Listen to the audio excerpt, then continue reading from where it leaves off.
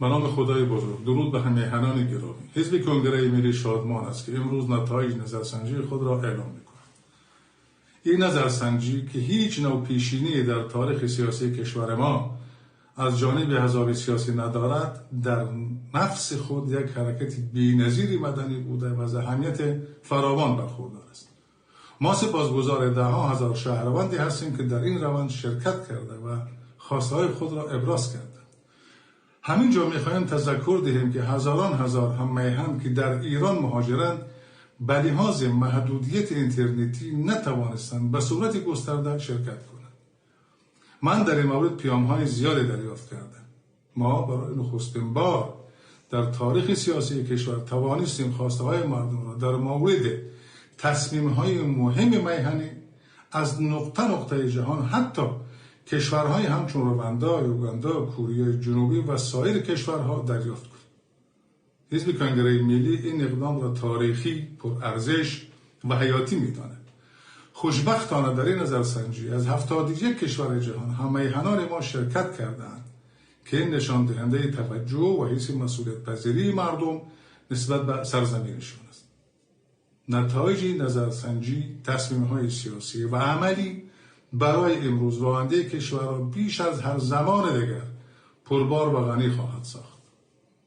این نتایج نشان می‌دهد که مردم خواهان تغییر جدی و اساسی در کل ساختار کشورند. نتایج این نظرسنجی توسط کارشناسان امور اجتماعی و سیاسی مورد تحلیل و بررسی قرار می‌گیرد. با نگاه عمیق به وضعیت جاری کشور، تحولات منطقه و جهان و اولویت بندی‌ها، وظایف مبارزاتی، نقشه راه روشن و شفاف در اختیار هم میهنان و شهروندان قرار داده خواهد شد. مبتنی بر پیام‌ها و راه حل‌های روشن، آحاد مختلف مردم ما می‌توانند نیرو و نیروهای خود را در جهت تحقق عدالت و آزادی بسیج و جذب نمایند. اکنون نتایج این نظرسنجی را یک جا با هم می‌بینیم. نتایج نظرسنجی حق تعیین سرنوشت حزب کنگره ملی. تعداد شرکت کنندگان 103,251 نفر. محل سکونت شرکت کنندگان 71 کشور جهان و 2485 شهر.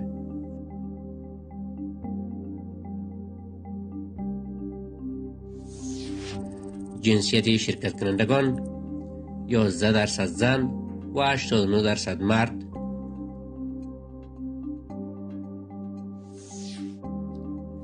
رده سنی شرکت کنندگان بیشتر میان سنه های 25 الی 35 سال.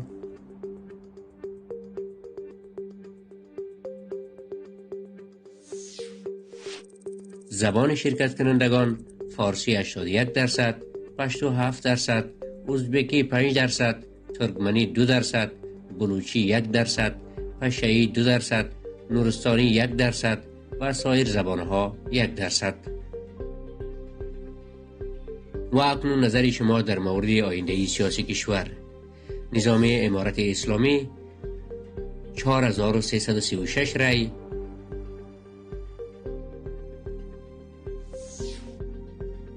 نظام جمهوری ریاستی 5678 رای،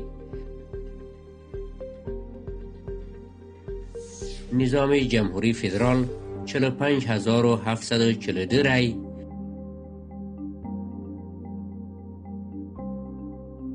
و گزینه تجزیه 47495 رای.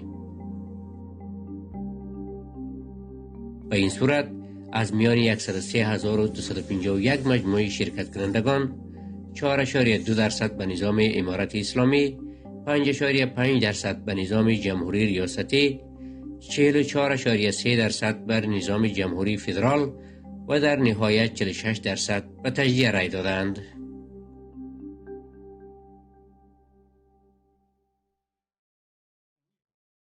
نتایج نظرسنجی روشن می‌سازد که مردم از این وضعیت خسته و ناراض هستند و خواهان یک تغییر جدی و رادیکال و ریشه‌ای میباشد. این نظرسنجی در حقیقت خواسته های مردم را به طور واضح بیان کرد و بازتاب. کار اینجا تمام نمی شود. با توجه به نتایج نظرسنجی، وظایف، مسئولیت‌ها و کارهای عملی جدید در برابر ما قرار میگیره. باز یک روند بزرگ مردمی را با تکیه به حمایت مردم شکل خواهیم داد تا هم میهنان و شهروندان قادر شدند آینده خود را خود رقم بزنند. ما نتایج این نظرسنجی را بسیار جدی گرفته و روی طرح‌های سیاسی روشن و روش‌های مبارزاتی و اقدامات عملی اندیشه و کار خواهیم کرد.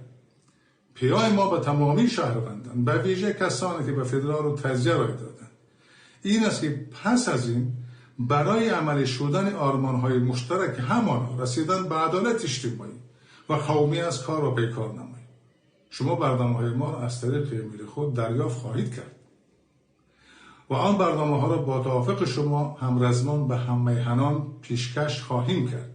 مشارکت مردم در پرتو آگاهی عمیق نسبت به آنچه میباید انجام پیدا کند بیش از هر چیز برای ما اهمیت دارد.